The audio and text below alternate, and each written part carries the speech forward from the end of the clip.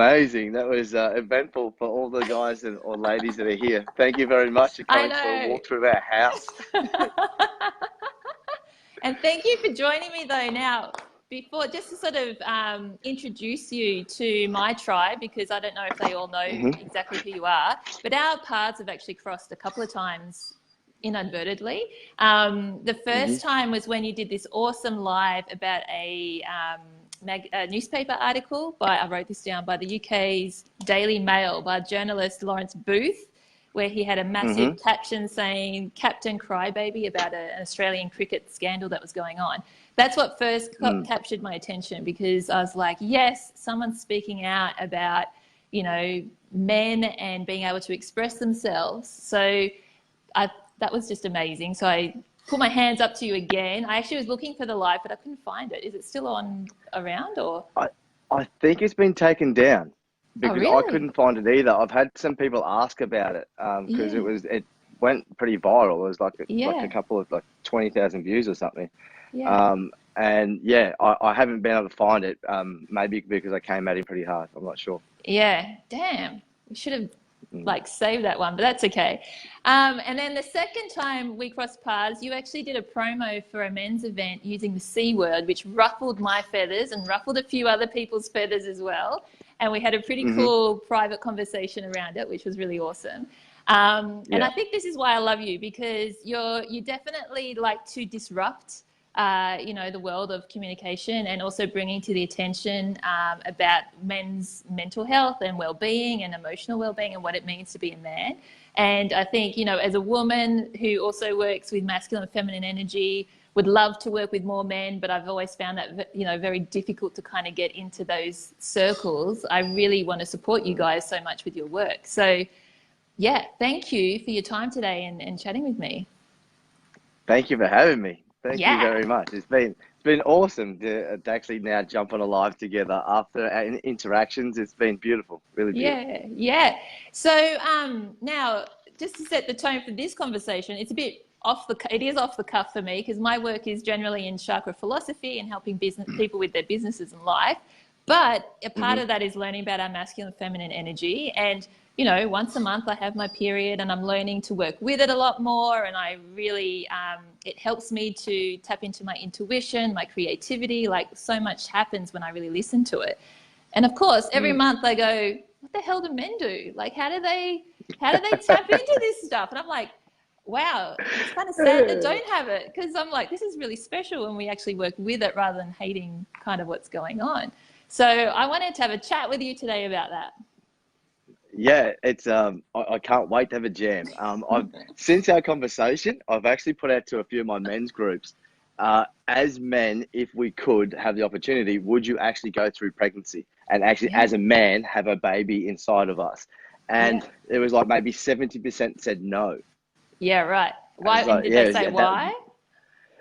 because all the men have seen how hard it is, like how much Yeah, like right. you women actually go through, and it's like it is a huge thing that you guys do. So I Yeah, know it's yeah. off the topic, but it sparks so many different little conversations here and there. For sure. And the ones that said yes, what did they? Was it big? What was theirs? And It, just because there's something that we can't ever do. Like it's just yeah, like I'd love to experience that, to have to say that I've done it, sort of thing. So yeah, and yeah, just to yeah. and to also, especially the men in men's work, we're big advocates of being walking in another man's shoes, so we can Hmm. speak from experience. So then we could actually relate to our partners when they go through something. Of like actually we could put ourselves in her shoes. Yeah. To actually, yeah, feel that hormone imbalance and the spikes and peaks and troughs, and because yeah, we sort of just do our best to like navigate that. Exactly. And you've got a gorgeous little boy now with your partner. So you've gone through all of that experience of all of that. So, Yeah. and this brings, because we are trying to teach men more about how we operate and how we feel and what we need. But it would be really Mm. great for us to know the other way around. Like, I know of the man Yeah. cave. That's about it. Yep. The men need their man Yep. cave. But what Hmm. else kind of happens in terms of, processes for you guys? So there's a few different things. So there's a couple of things I want to touch on today is around the archetypes, which are energies. And so there's 5 archetypes of masculinity that Carl Jung first wrote about, that Robert Moore then wrote about, and it's what actually we teach in our man cave with the Conscious Man Brotherhood. Teach men how to embody those different energies and how they are, and how they come about. So there's the king, the warrior, lover, magician, and mystic. Cool.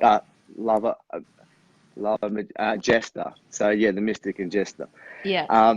And they have different shadow aspects of them too, because there's an effective trait and an ineffective trait. So they're the cycles that definitely we deal with as men very consistently. Pretty much on a daily routine. What I've found, being an Aussie man and working with a lot of tradies and a lot of men that have a job that's outside of the house, or entrepreneurs that are inside the house, that we're very, very good. Men are really good to be in warrior mode. So we know how to get shit done. We know how to go beast mode and just put our head down and just direct our focus at that, and we do it. Yep. That same energy, if we bring that into our relationship, if we bring that same energy into our parenting, it's not going to be effective. And so catching that cycle of like, okay, we've just gone through an 8-hour cycle or a 10-hour cycle at work in warrior mode. I need to change that energy before I step into the house. I need to break this state before I approach my children.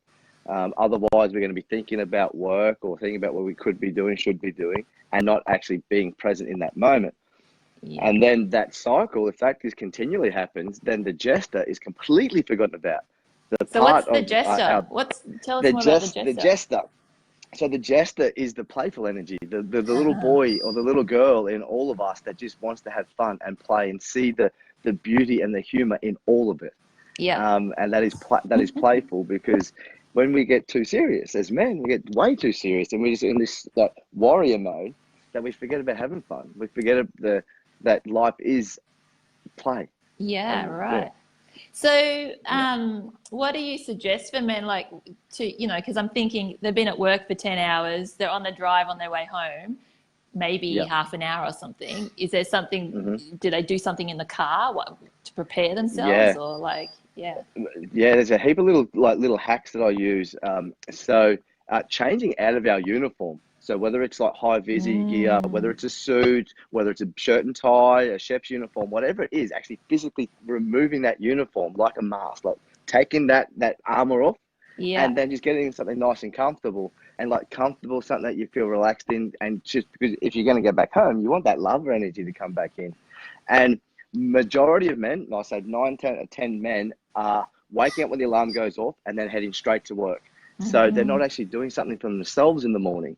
So their cup isn't full. They're doing everything for everyone else. They're providing for their family, getting money for themselves, and it's usually not what really lights their soul on fire.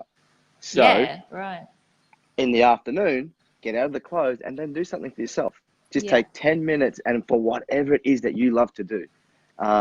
Whatever that looks like, it could be in nature, watching the sunset on the way home. If you're fortunate enough to live near the ocean, jump in the ocean, wash your day off you, read a book, listen to an audible, watch some YouTube videos or podcasts, but do something for you that is in that moment and be still doing that. So rather than driving, listen to a podcast, actually just sit there, just be still for a moment and just enjoy everything that's around, and then you've done something for yourself. And then when you're entering that house, you've left that warrior energy behind, and you've now filled your cup up because you feel like you've done something for you. You're feeling this love, this cycle of energy coming through, and then you can present that as you walk through the door. Yeah, because I can imagine, whether you've got kids or whether, you've got a partner, because I know I used to do this with my past partners, they come home, I'm excited to see them. So I'm like, asking all questions, I want to tell them all about my day. I want to let's chat, let's get into it. And sometimes the reception isn't great from that, probably because there's not that time for them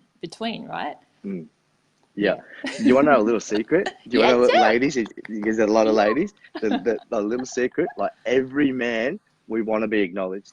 We want to be acknowledged. Women want attention. So if you just say to your man when he walks in the door, honey, thank you so much for today, for working your ass off and really providing for a family. Thank you very much. If you said that every day, man, there'll be so many shifts, so many shifts.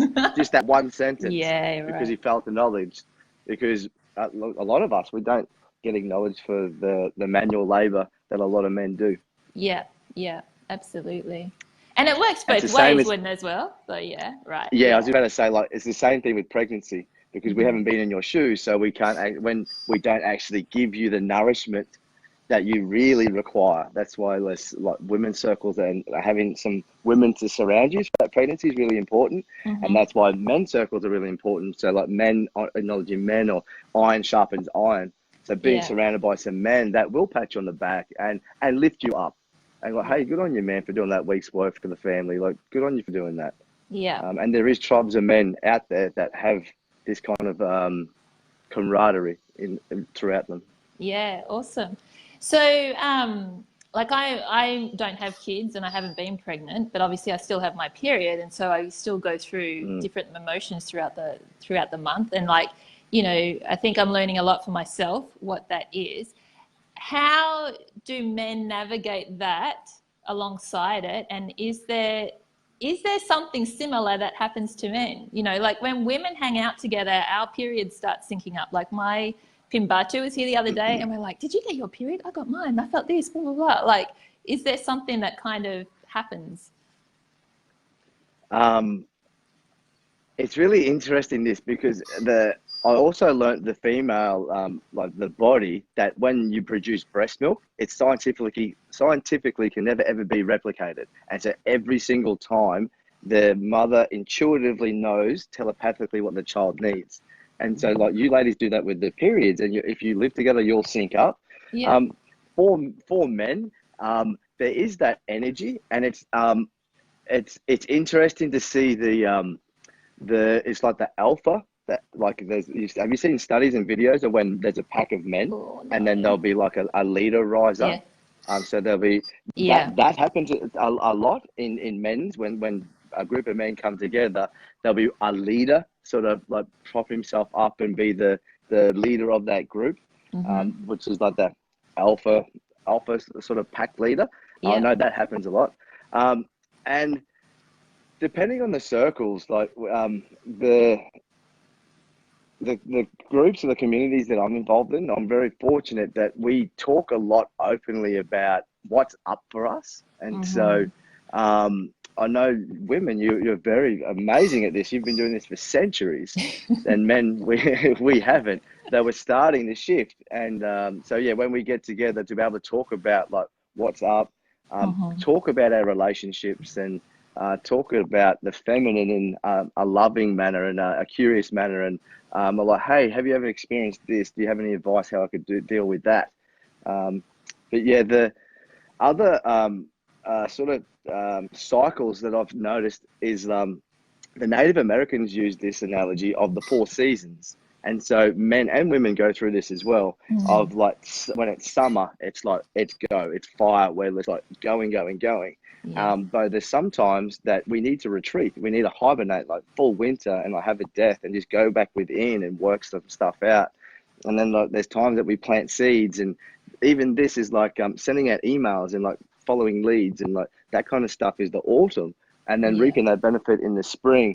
So that cycle happens within the month a lot of the time, with men through business, also through relationships. And it's that night. I love that analogy of the seasons and men because of nature and how it all correlates together. Yeah, absolutely. Because I was wondering that myself, because even though I'm here in Bali, like, you know, it's still warm, but I can feel the season changes. Like I feel this is our winter, which is in alignment with Australia's winter. And, you know, I'm like sleeping so much more, and, you know, it's like a different energy that comes to play. So it's cool that you guys are talking about how to use the seasons. Is that because that's what I was wondering? And I know in my post earlier, some guys were talking about even with the moon and like astrologically with things. Yeah. Moon's huge. Like, and I think that's for both genders as well. Like we're 60 to 80% water. And if the moon can pull the ocean, imagine what it does to our bathtub. Yeah. And like they know that there's a lot of that science is around, like the full moon. There's a lot more emergencies in the hospitals around the full moon. Yeah. So I definitely believe in that. I definitely know that, like, I feel wayward, and then someone will put a post up of like, oh, it's the full moon or retrograde. That explains it. I'll just use that. Yeah. So do you do, for you personally, do you do ceremonies? Do you have your own rituals? Like what kind of things do you do? Yeah, I've got many. So there's a Yeah. lot of different daily routines that I do depending on how I feel. Yeah. We have stopped that though for about 18 months, 2 years. We used to climb, we've got a lot of mountains here on the Sunshine Coast. So we do a Yeah. full moon meditation and climb. So we climb to the top of a mountain in the full moon. I'd run a guided meditation. I take men through rites of passages. So I run them 3 to 5 times a year here on the Sunshine Coast. So take them out in the wilderness for 3 days. Yeah. So that's a ritual in itself of like disconnecting to reconnect. So disconnecting from society, our family, and the social pressure that we place on ourselves as the male, as the provider, to then go work on ourselves in communion with other men, and unlock these things in like the winter, like coming back within ourselves to then pull out what we need to then come back and connect even deeper and more grand with our family and loved ones, our community, our friends and family and career. Yeah. So yeah, got a lot of rituals. I really enjoy breath work. Named my son Breath for a reason. So breath work's a nearly almost daily routine. I enjoy physical movement too. We're big Yeah. advocates, my partner and I, of movement equals movement. So anytime there's like this cycle of like 3 weeks ago, I actually felt depression come back on. And I spoke to a couple of friends about that. And my partner's like, movement equals movement. So I just slowly got back up and just started getting back into the gym, getting back into that routine of moving my body. And yeah, movement equals movement. So movement of the body, movement in the mind.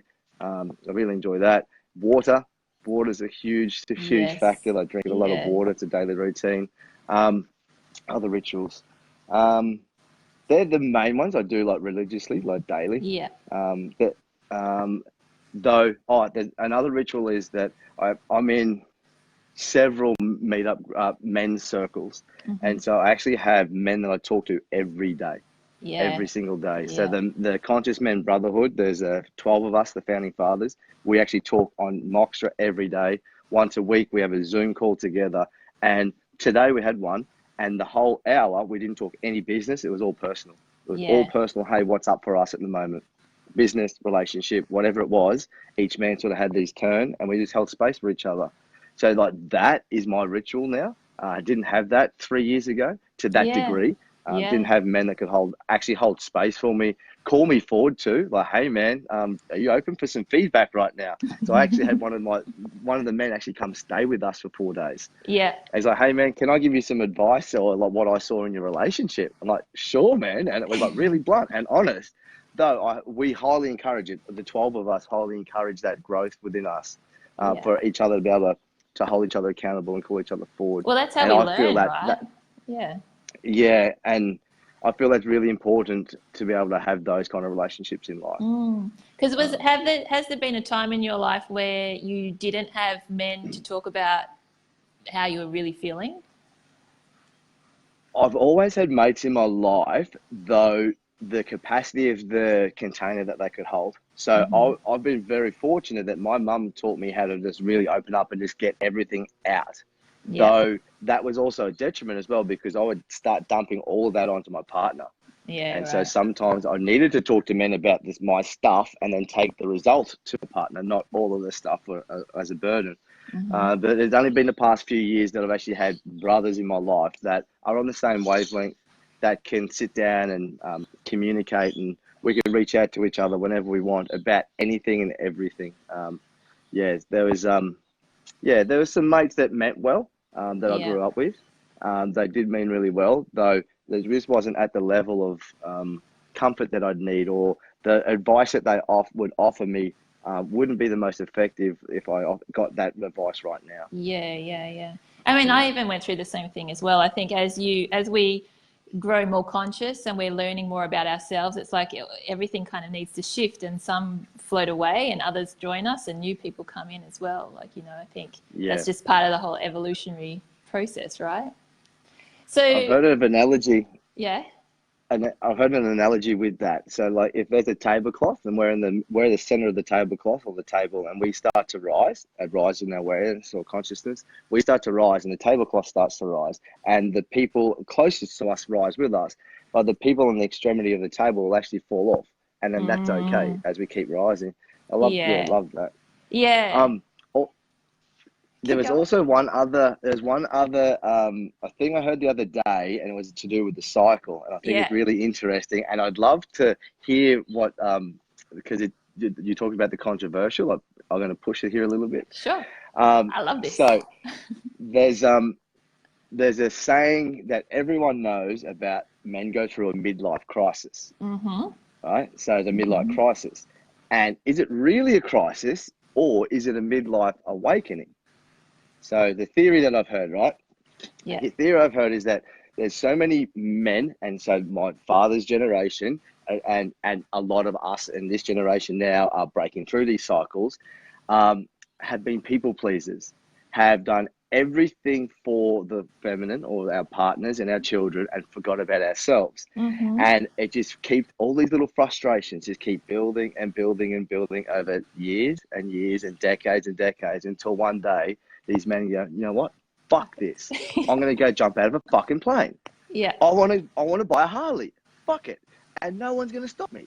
Yeah. And people are calling this a crisis, yet it's, I believe, an awakening. When I heard this, I'm like, it's so true. Because every man's just doing exactly what he wanted to do since he was 20.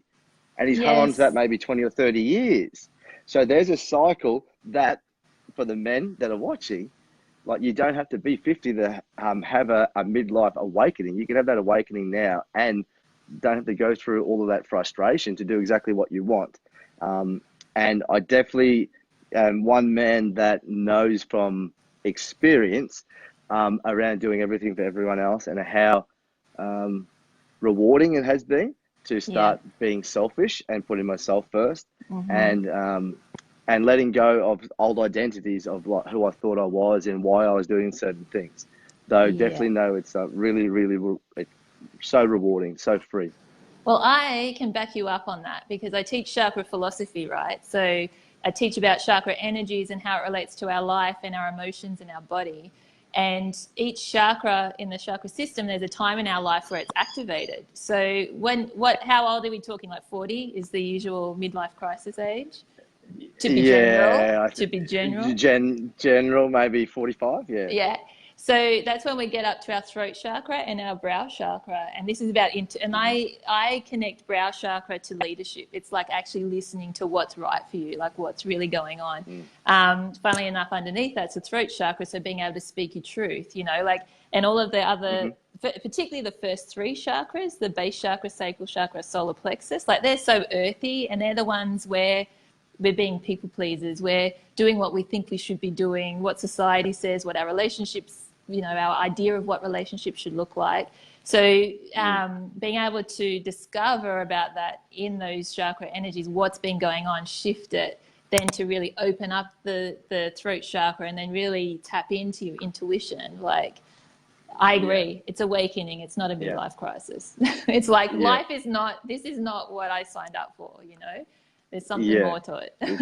Way more to it.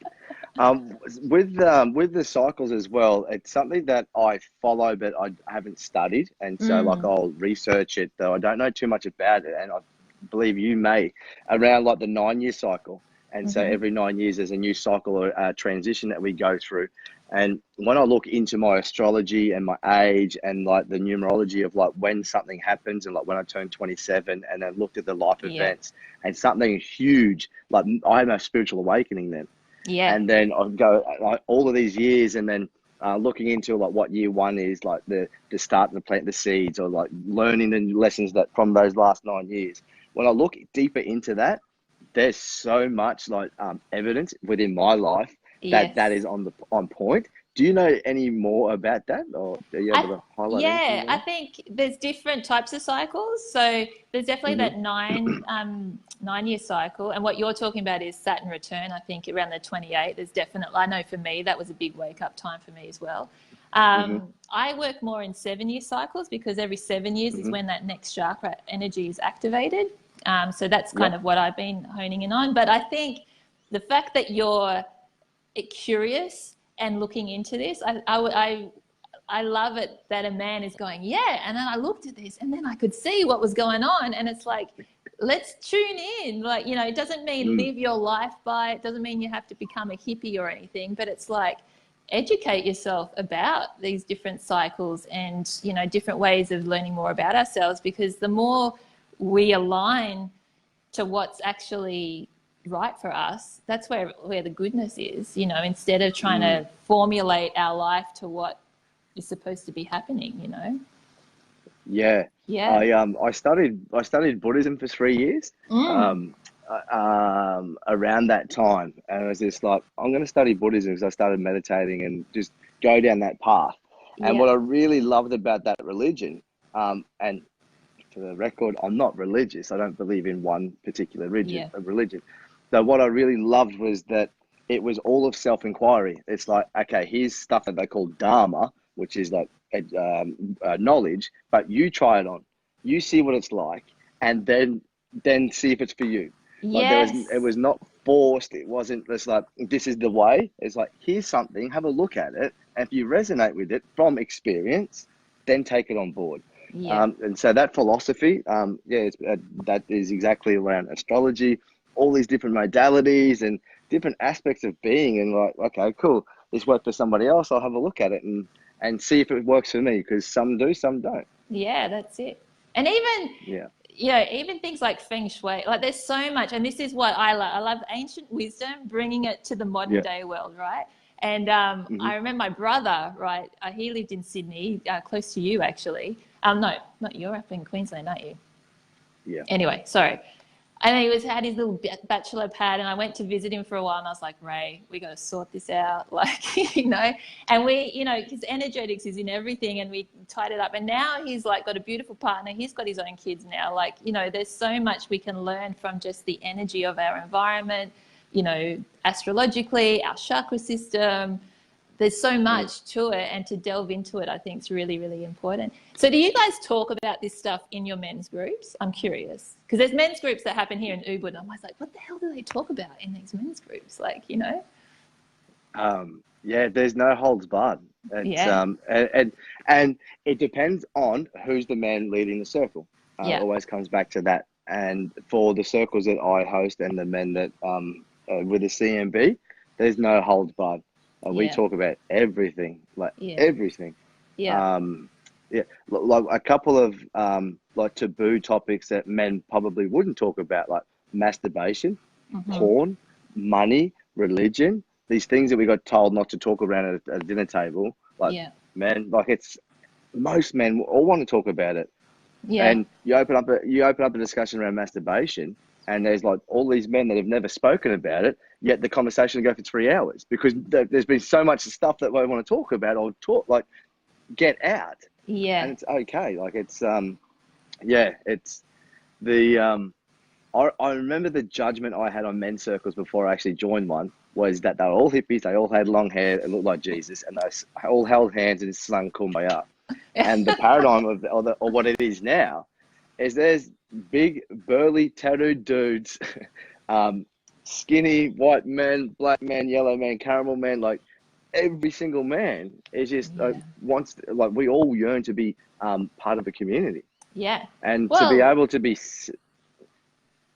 What I was going to say is, you mentioned before, like, naturally when men come together, like a leader comes out, like, it's very tribal, isn't it? And so, like, if men aren't getting that connection to help them through their cycles, help them through whatever emotions they're feeling, like, that's not a tribe, that's like solitary, isn't it?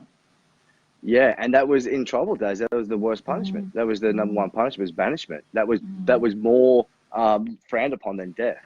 Like, so if you're banished from a tribe, and that's like instinctually through our DNA, like, we all want to be part of the community, men and women. We all want to feel love, and we deserve to feel love, and that there is a community there for you somewhere, that want to see you win. They definitely want to see you win, and celebrate you when you do. So say for any women that are tuning in who, you know, they have a partner, or, you know, they may not have a partner now, but they, you know, they want to have a really create a great conscious relationship in the next one. How does a woman kind of broach the topic of, you know, hey, maybe you should go join a men's group? Like, not like that. Not that. And this is because the, I've been talking about this for a couple of weeks. I need to do a video on this. Yeah, And yeah. so as a man, if our partner came and like tagged us, say there was a men's group and we get tagged, the lady tagged us in it, that wouldn't make us feel good. Because our first assumption that the men would jump to is there's something wrong with me. Yeah, right. Yeah. That's just across the board, because like all of the conditioning we have about being a provider, we have to have it all together, all the stuff that we know here that isn't really true. So the way to do it, I feel that's very effective, is find a man that is doing something that you appreciate. So watching someone's video or his content that he's putting out, and inviting that person down. It's like, hey, babe, I saw this dude. I reckon you'll resonate with him. Do you want to watch this? And watch that video with him. And that way you're inviting him in to that realm, and he's just watching a video. And then ask the discussion, like, what did you think about that? And so asking him to talk about it, but not by public. Yeah. That just doesn't work at all. Yeah. And it's, I totally get that, because you can't make someone do something either, and they have to be ready for it. And surely, like, even as a woman, if someone's to tell me, yeah, go and do this, I'm like, in my own time, I'll make my own decisions. Thank you very much. Like, And there's another thing too. So in relationships, women have 80% of control of the finances in the household. So most of the financial decisions come through, we have to make sure that our partner is savvy with what we're going to spend. So a lot of men, their very first entry to men's work is their partner pays for it. It was my entry into men's work. My partner gifted me a workshop for Christmas, and it blew my mind, and it put me on this trajectory. So a lot of men, until they work on themselves, won't invest money into themselves. Because of the people pleaser, the nice guy thing, the selfishness, that all of the mentalities that we've as men taken on board and believe to be true. So maybe a nice invitation is do a workshop that you could both go together. So maybe not just a men's workshop, like a personal development workshop where it is men and women. Because then the man would, if it's his first time, he would then see that there's other men there. Because there's a huge shift. Even in the past 4 years, I was the only man in a room, to now there's like 50-50 in a room of personal development. So but just walking in, I'm like, oh, I'm not the only dude. Oh, okay, cool. And it just breaks that ice, and just slowly breaks the ice, and just slowly but surely. Exactly. And just to finish off with, because I'm sure as well, because I know it's like it's a masculine trait to want to try and figure it out for yourself, right? Like, it particularly, and so like, I can see why there might be some resistance around, because it's like, I've got to figure this out on my own, because otherwise it's, what's the word, demasculinizing the man, right? If you can't figure it out, if that makes sense. Yeah, there's a word for that, or wording, the lone wolf. And so the era of the lone wolf is dead. Like there's my coach says, if you want to go fast, go alone. If you want to go far, go in a pack. Yeah. And so having a support system of men to be able to share the load with has been like so phenomenal in my life, so phenomenal in the hundreds of men that I'm associated with in men's circles. Just to have, it's just amazing when you're in a men's circle and one man says something that may be a bit heavy for him or something he's gone through, and the ripple effect of like, oh man, me too. And just that awareness of like, oh man, I don't have to be the lone wolf. I'm not actually the lone wolf. Like there's other people that are going through things. There's actually people going through things that are actually worse off than me. And that starts that, oh, okay, I'm not weird. And then I don't have to do it alone. That it's not weak to ask for help. That all of those things that we got taught as kids is like all these paradigms and these conditions that were placed upon us that we actually took on board to be true is now what we're letting go of. So any man, if you're watching this, man, like, there's a lot of community of men out there that would love to have you on board, and definitely know that you're not alone, bro. Yeah. What a great message. because it's true, you know, and as women, we find that very easy. I've always had communities of women that I can easily go in, come out, like it's just fluid, like it, you know. So I think, and it lights me up. Like there's a massive men's group that happens here in Ubud every Friday. Like I think there's like 20 plus guys that turn up there every week, like, you know. So, and, you know, I love it that you're doing this on the Sunshine Coast in particular. I used to live there as well, so I know, you know, the type of demographic and things that happen there. And, you know, it's like, particularly for the real hard up men, it's like to have a space to like go and explore this stuff. Amazing. Totally amazing. Yeah. With that too, I just want to touch base on the type of men that comes to meetups. There's several here just on the Sunshine Coast. So we have like from ages 16, actually my son comes, so from 1 all the way up to like 67, 70-year-old men. We have 4 men that are over the age of 60 in our meetup group of one of our weekly meetup groups. There's like tradies, there's people that are really feminine, spiritual people. There's people that are gay. There's people that are big, bulky, gym dudes. Like there isn't like one model of a man, because we're all so diverse. There's 7.7 billion people on this planet, and know that you don't have to fit a certain mold because you are that mold. Like there is no mold for you. Like you just come and be part of a community, and you will be accepted for exactly who you are. Whether that's quiet, whether that's loud, whether it's short, whether it's tall, it doesn't matter. You've got a penis, so you're in. That's all you need. Oh, that's so awesome. Thank you so much, Blase. This has been really cool. Like I knew the conversation would like go to where it needed to go today. And it's been enlightening for me just to learn more about like, you know, how you guys, what you guys need in terms of support, say from a woman's perspective. But also to learn more about like the cycles that you do use, and also the archetypes which you talked about. How can people find out more about you if they want to get in touch and learn more about this? The easiest way is through Messenger. Just add me on Facebook, jump on Messenger, because there's 4 different branches that I have, and we're housing websites to make sure that they all integrate. So at the moment, just Messenger. I'll always get back to everyone personally, and and put you in the. And you don't need to be in Australia, like anywhere in the world. We have stuff all around the world that we're doing, so you can definitely be part of a community somewhere. And I look forward to meeting you, bro, if you got this far. Yeah, perfect. Beautiful. Well, awesome. Let's do this again sometime. Maybe even I was just going to say Australia. That'd be awesome. And thank you very much for having me. And this is really cool. And I'd really love the opportunity to jam again. I love talking about all different things. Think of a topic and let's do it. I know. I'll keep my curious hat on because, you know, I come up with all kinds of questions all the time. I reckon we could definitely go juicier next time. Yeah, for sure. All right. Definitely go like a bit juicier, bit more controversial. Let's talk about the C word. Oh God.